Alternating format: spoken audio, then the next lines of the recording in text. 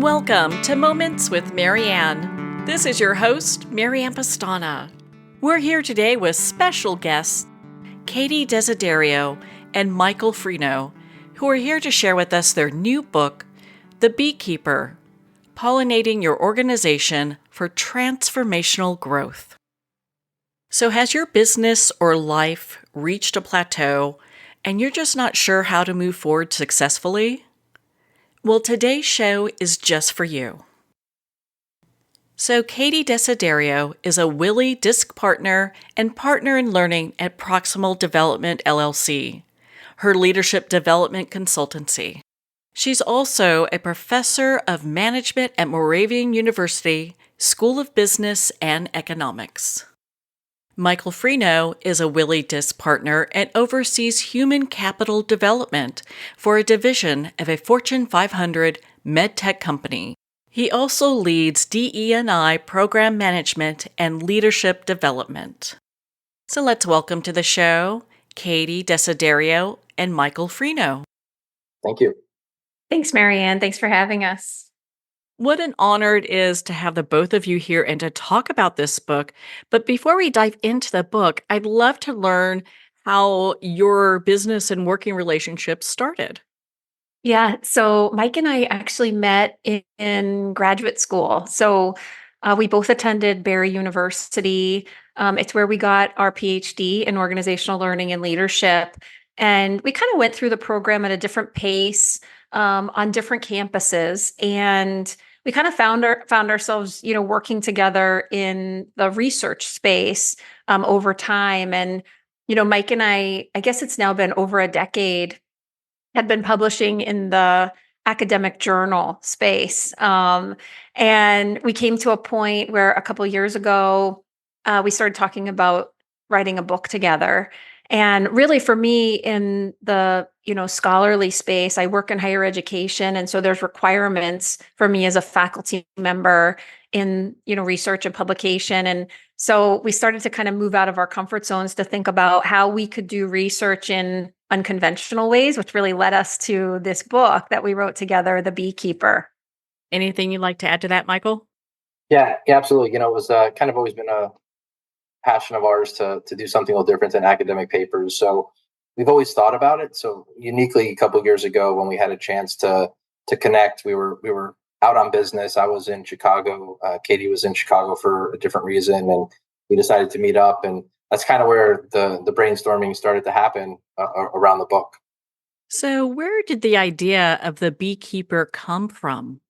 Yeah, I love Mike kind of left a little teaser. Mike, do you want to finish the story of what happened in that Chicago over Chicago pizza? Yeah, sure. We actually still, Marianne, still have the pizza box to this day. But, a lot of times people talk about back of the napkin moments. And like I said, we were both, kind of in Chicago. We grabbed pizza together and we started mapping out like what could a story look like. And so because we're both in the organizational development leadership space, I kind of work in med tech and run leadership development. We started talking about pollination, right? And the way we can kind of be growth partners and essentially growth advocates for our organizations and the people we work with.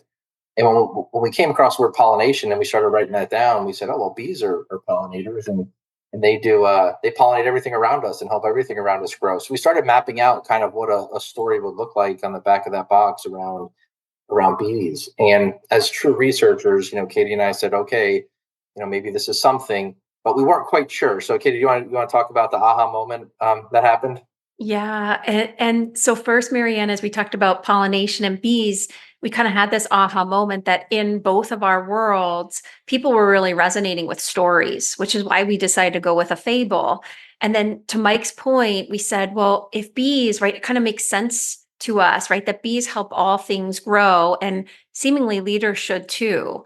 And so we should probably learn more about that. And so we went home from Chicago and 18 days later, it was UN World Bee Day. And Mike sent me a text message and said, oh my gosh, I think this was meant to be, right? Pun intended.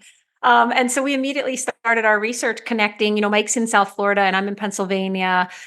We started connecting locally with local beekeepers to just learn more. And then we did some experiences together.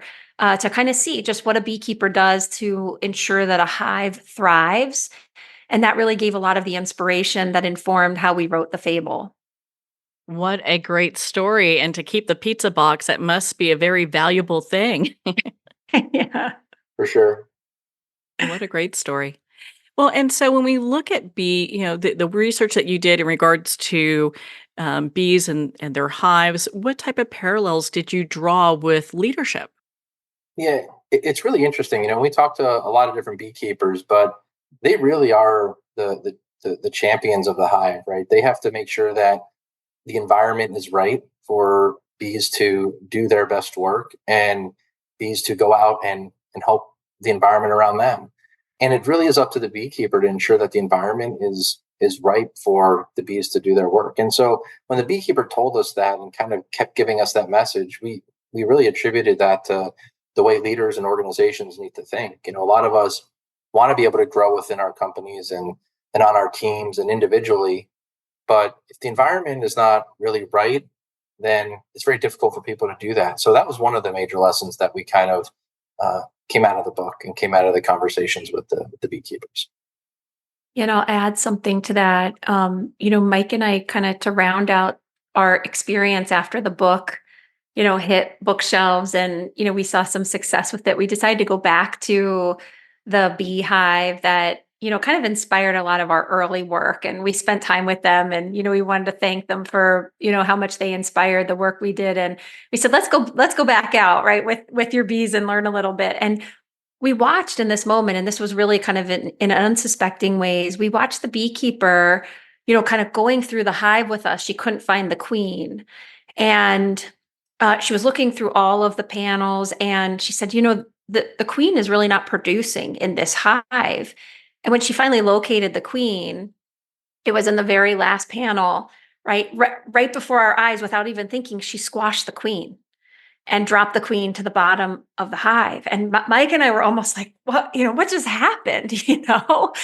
And she said, oh, we're at the point in the season that if I would let this queen here, all of my bees would be dead when I came back after the winter.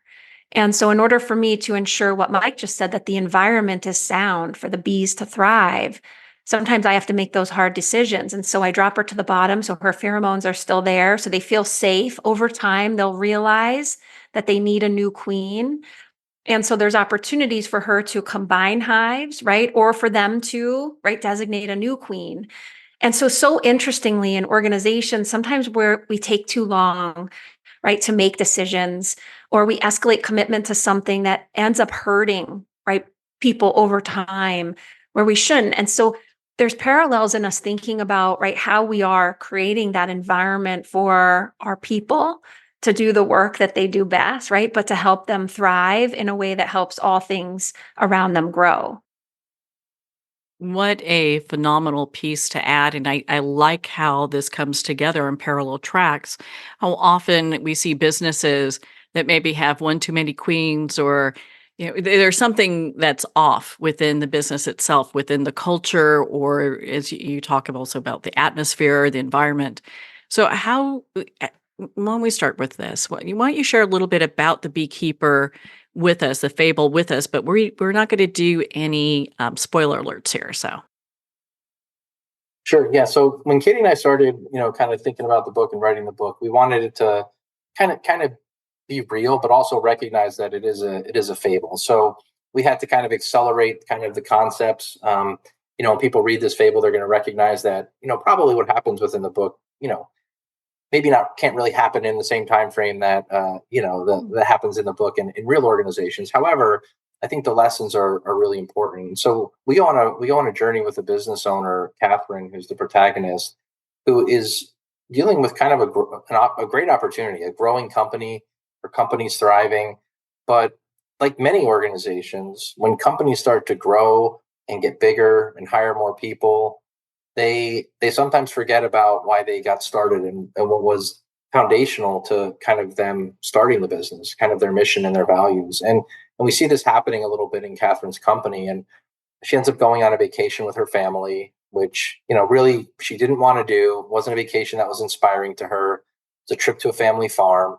And and that's where she meets a beekeeper. And similar to kind of Katie and I's research, Catherine meets a beekeeper and learns a number of lessons, from the beekeeper during her family vacation that she takes back to the organization. And so as we wrote the book, I'll add to what Mike just said, each chapter is a bee mindset, BE. And so if you notice in the title of the book, right, it's spelled the traditional way of beekeeper, but the second E in B is dotted very intentionally, because we ask readers to think about, from a leadership perspective, choosing who and how you want to be. And so oftentimes we forget that we have the volition to choose. And so there's a sense of agency of giving yourself permission to choose who and how you want to be every day when you show up, but to think about how your choices impact the people around you from a leadership perspective. And so while each chapter is a B mindset, we draw readers in to say, you're not limited to the B mindsets that we've identified in the chapters, but for you to identify what your B mindsets are, and then to be able to effectively communicate them through your words and actions. Well, and it seems that the beekeeper really dives into more than leadership. I would offer that it also dives into how people live their lives and the small shifts that they can make to just be a more fulfilled person.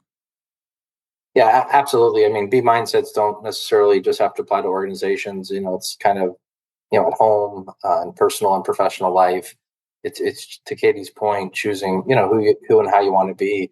And sometimes, it's not easy for people, right? We talk a lot about growth mindset and having a fixed mindset. And some people say, well, this is who I am, and this is how I want to show up. And that's okay if that's who they naturally are, but are they willing to kind of think differently and think about ways to do things differently continually and try to improve, to show up differently, to encourage kind of, personal fulfillment, but, fulfillment in other people's lives as well. So, well said. So what is an area where you see most companies and just leaders get stuck? I'm thinking about a conversation that, we've been having a lot lately, especially post-pandemic, and that's really with change. One of the things that we realize in the work that we do is something that's harder for adults to do than learning is unlearning. And so, to Mike's point, as we're thinking about kind of holding that pen and authoring our story personally and professionally, sometimes we get stuck in habits, right? We do it the way that we've always done it, or we do what just makes sense to us because that's the way we think. And so in this space of kind of keeping ourselves in, one of the chapters of the book is be proximal. And in the spirit of learning about how to be proximal, it's really keeping learning right at the core of all you do. And so in that space of learning, that is associated also with unlearning.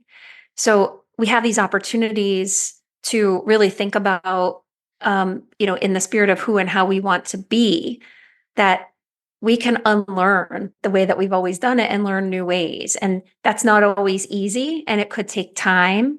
But when we think about the investment, right, we always say what we give our time and energy to grows. We have to make sure that we're ensuring the right things are growing.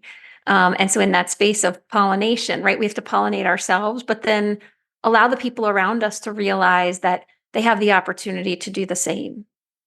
Well, on that note, we're going to pause here for a quick break. You've been listening to Moments with Mary Ann. We'll be right back after these messages from our sponsors.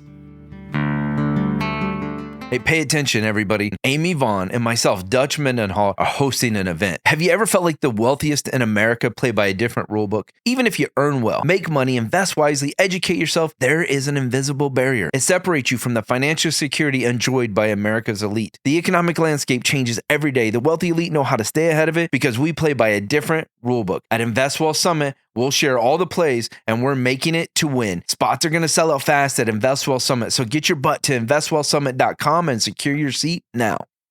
Are you a coffee lover who wants to make a difference? Look no further than Fire Department Coffee, a veteran-owned business that gives back to support first responders in need. Each batch of coffee is freshly roasted right here in the USA by a dedicated team of first responders and coffee experts. So when you enjoy a cup of fire department coffee, you're not only drinking high-quality coffee, you're supporting members of your community. Start your day with a coffee that gives back. Visit firedepartmentcoffee.com. That's fire, DEPT, coffee.com. There comes a moment when you realize you're somewhere special. When you discover that each beautiful creature that you see has been rescued from a life of absolute horror and brought to this incredibly free place. Here's where their lives were forever changed and where yours will as well. Discover over 500 tigers, bears, and lions at the brand new visitor center at the Wild Animal Sanctuary just outside Denver. For more information, visit wildanimalsanctuary.org. Discover true freedom at the Wild Animal Sanctuary. I'd like to thank Jason Eastwood at Guitarfulness for sharing his inspiring music and talent with us. His music is known worldwide for cultivating atmospheres of harmony, inner peace, and clarity. Visit Jason's website at guitarfulness.com. Join his newsletter, be part of his community, and download his music.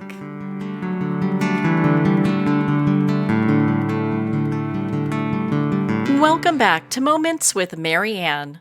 We're here today with special guests, Katie Desiderio and Michael Frino, who are here to share with us their new book, The Beekeeper, Pollinating Your Organization for Transformational Growth.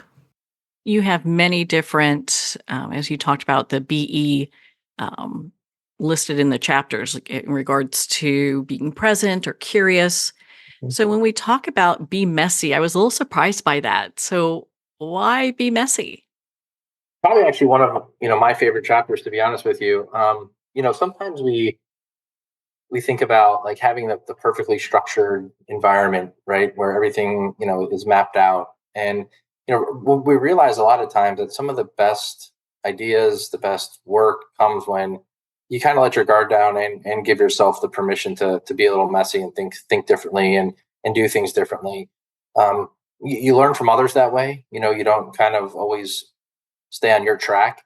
And so in the chapter, that's exactly kind of what the chapter's about. It's letting yourself be messy and thinking about things differently and getting out of your comfort zone.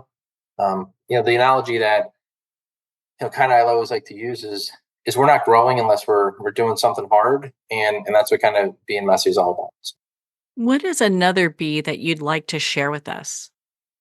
Yeah, there's so many. I mean, I think for just thinking about my personal opportunities for development, being vulnerable is really important. I'm a pretty private individual naturally. That's my natural kind of style is to be a little more reserved, but recognizing that in organizations and working with many different peoples, different temperaments, different styles, some people, really require a lot of vulnerability to build trust, right? And one of the other things that, we talk about organizations, and something that's really frequently on their mind right now, it's like, how do we build trust among our organization at all levels? And so when you can see leaders start demonstrating a little vulnerability about their strengths, their opportunities for growth personally, where they're working, we see, a lot of other people start doing that as well. And we have a very authentic conversations usually lead to more productive conversations. So for employers that are looking and small businesses that are looking to change their business culture, where would they start? Yeah. So actually, I do a lot of this work in my work at the university and in the consulting space. And so, ultimately, and we do this, Mike and I do this when we do keynotes for the book, is we really kind of deconstruct the tri-level of leadership, right? Looking at the individual, group, and organization. And so at the organizational level, if executive leaders are looking at culture, right, at the macro level, we have to think about, right, alignment of purpose. And so, thinking about the purpose of why we do what we do, right? What is the company's mission? Is there alignment around that? How does each individual's purpose align to that? And so oftentimes, we fail to effectively communicate, right? Both in words and actions, but we have to make sure that words and actions match. And so there's an undertone as we think about, the book and how we transform culture, is that we need to do what Mike said at the individual level, recognize that deep level diversity is present. We are different. We show up different. We bring different talents, right? And we want to make sure that we're encouraging that we're unapologetically and authentically, right, inviting people to the conversation. But we have to make sure that there's alignment and understanding, the value of the work that we're doing. And so this goes back to what I mentioned earlier, that through change, right, sometimes, right, we fail to communicate effectively role clarity, or we fail to effectively communicate, right, expectations. We fail to effectively communicate because we get lost in the routine of the way that we've always done it. And so the protagonist in the book is kind of taken out of her routine. And I don't want this to be a spoiler alert, but she goes on a vacation that she really didn't want to go on, right? And sometimes the best things happen in the places that we don't want to be. But how do we be present to continue to learn, to see opportunities, right? To invite people in to help us see the ways forward. And so many ways, right? But really, going back to your question is kind of looking at that tri-level of leadership. And first at the organizational level, right? How are we effectively communicating why we do what we do? And then how are we inviting the individuals in to be part of, right? Bringing that purpose and mission to life in meaningful ways. So when we talk about really having that active role in the growth of our employees and leadership team, what does that look like? Is it attending more webinars? Is it just really, like as you were mentioning just a minute ago, gaining more clarity in regards to roles and responsibilities?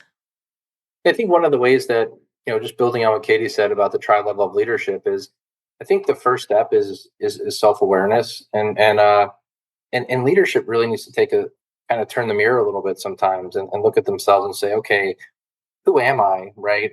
What is my leadership philosophy? What is my leadership style? And am I communicating that effectively to others, right? Because if people don't know why someone is doing something or why they're showing up a certain way or what's important to them, then things break down, relationships break down. So if you're trying to transform a culture or transform a team, the leader needs to turn the mirror and say, let me do a little bit of self-reflection, right? Why am I the way I am? What informed my behaviors today from my past, right? What is my personality style, my traits, my deep level diversity attributes that many people don't see that lie below the surface, that I need to start clearly articulating and communicating. Because once that happens, we see a fundamental change in the way people interact. And when interactions change, then culture changes. Why is it important for us to be energizing in a business? I know that's something that is mentioned within your book. Well, energy is contagious, right? And so, there's a space of, we want people to be the energy in the room, right? And so that comes down to that space of agency of like, let's show up and let's not point the finger, but let's choose who and how we want to be. We don't have to be a certain way because so-and-so is a certain way, right? But how are we showing up with the energy to kind of drive, right, what we want to see more of? How are we modeling more of the behaviors that we want to see? How are we mindful, right, of that emotional contagion as we're working with and through others? Thank you. I appreciate you explaining that. I mean, there's so many great points that you make within your book. What do you think is a takeaway that someone can use in their life today that would help shift their life around? Yeah, I think one of the things we wrote first on the pizza box was the word be proximal. And Katie mentioned it earlier, but demonstrating that behavior of really the art of learning to be proximal, which proximal by definition means kind of center, closest to the heart in medical terms. And so I often see that if people want to really start being a change agent or thinking about ways to engage their teams differently or change a culture at an organization or just improve themselves, they either have to find a growth partner to help them do it, because sometimes we get stuck in our own ways, and sometimes someone needs to reveal to us that, hey, this is how you're showing up and this is the impact of that. If you don't have someone in your life who can tell you that and tell you the hard things, then it becomes really, really difficult. So I would say find someone who is your growth partner that can help you really see things the way maybe you're not seeing them. And that's really what it means to demonstrate the art of learning to be proximal, is placing yourself at the center of someone else's growth and really contributing to their success. Would you like to add anything to that, Katie? Yeah, I love what Mike said. I would have given the same advice as to, just be proximal. In addition to doing it for your growth partners, there's a space of what Mike mentioned earlier of how he said to be vulnerable. And I think that, there's an undertone for all of us that if we show up as leaders committed to learning and growth every day, right? I just want to be better tomorrow. We could do that, right? The art of learning to be proximal for ourselves and for others. But in the absence of that vulnerability, it's hard to do. When you have corporations that reach out to the both of you, they've read the book, The Beekeeper, and they love it, and they're like, okay, we need to get going. We need to start implementing this right away. What is like the number one thing they need to work on initially? Well, it really depends. I love that question that you've asked is, we like to make sure, that it's personalized. Everyone is facing different barriers to entry.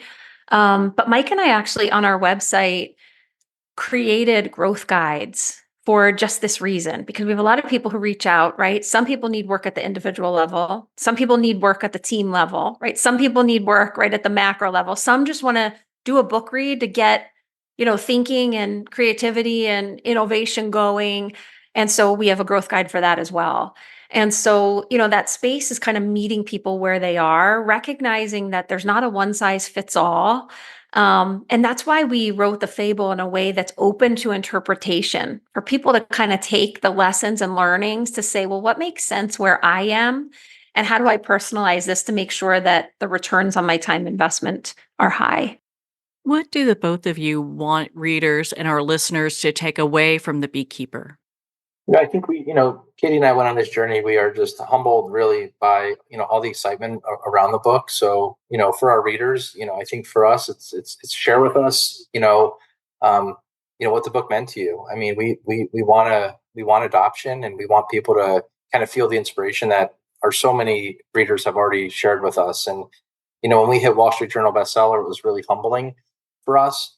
But it just keeps continuing. And so I think for me, and I'm sure Katie will echo this and may have something else to add, but like we like to hear the feedback. We like to get the emails and the comments on social, just telling us how it impacted, themselves personally, their teams and their culture. So, for readers, we just say thank you in advance.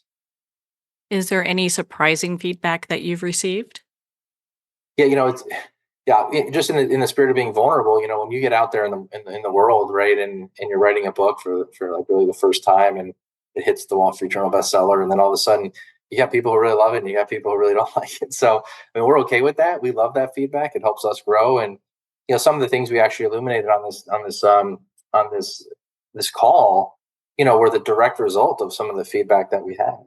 People have told us that this doesn't seem realistic that you can change a culture in 1 week. Well, that's true. So, we're making sure we're intentional about saying that, because it is a fable, and we want people to know that these are behaviors that, probably will have to be developed over time and done over time. But so we love feedback. Feedback's a gift. We always say that, good, bad, or indifferent. Well, it's easy to see that readers would pick this book and read it again and again and again, get something different every single time. And I can understand when you're saying it's not a 1 week read. It's, of course, that's part of how the fable, you can't have it be War and Peace. It has to end at some point. That it allows really the reader to dive into the changes they can make. And I was so impressed with that. Well, thank you. Yes. Thank you for sharing that, Marianne. We've heard that from readers too. Like, I couldn't put it down, or it made me really self-reflect. It's making me really rethink. And those are all the goals that Mike and I had as we were writing it.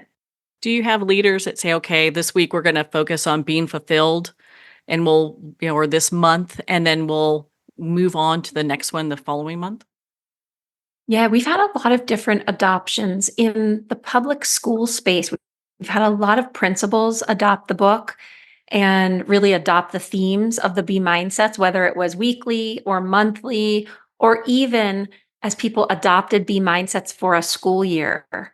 And so when you look at the honeycomb, right? Each piece of the honeycomb is a hexagon. And so we've had a lot of schools really creatively take a hexagon, ask people to adopt right? Their bee mindset.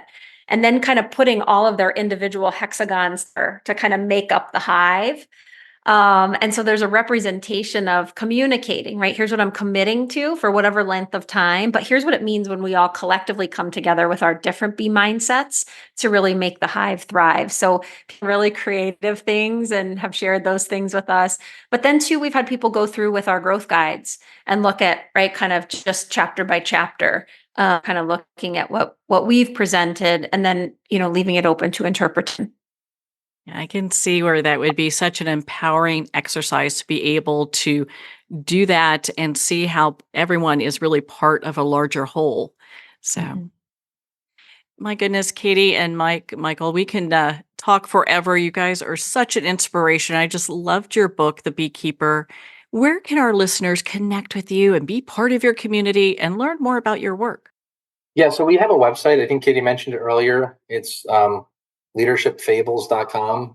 And so all those growth guides are on there, but all our social media, we're starting to create a little following, which we're super excited about. So we encourage people to follow us on social, and we're posting, daily different motivational stuff and different reflective moments and content. So we're hoping people follow along on the journey as they go on as well. And you also asked about, where people could access our book. And so it's available on Barnes & Noble and Amazon, but certainly you could reach out to Mike and I individually as well. Well, that is exciting. I saw where people can purchase books in bulk on your website for their organizations, and I highly suggest that. Well, Katie and Michael, thank you both so much for taking the time to be on the show with us here today. Thank you for having us, Marianne. Yes, thanks for having us. Well, Katie and Michael, it's been such an honor to spend this time with you and to talk about your new book, The Beekeeper, Pollinating Your Organization for Transformational Growth. The Beekeeper is available at Amazon, Barnes & Noble, and all indie retailers. And remember, support our indie bookstores. Well, we're at the end of our time today. I'd like to thank everyone for tuning in. You've been listening to Moments with Marianne, where we make every moment count.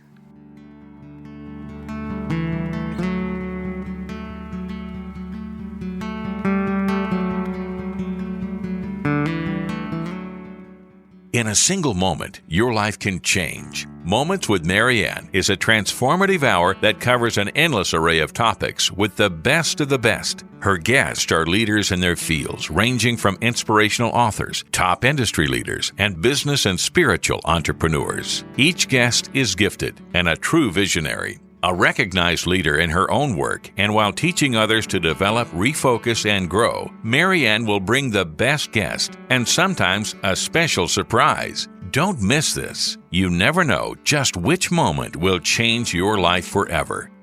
Make sure to tune in and visit momentswithmarianne.com for more information.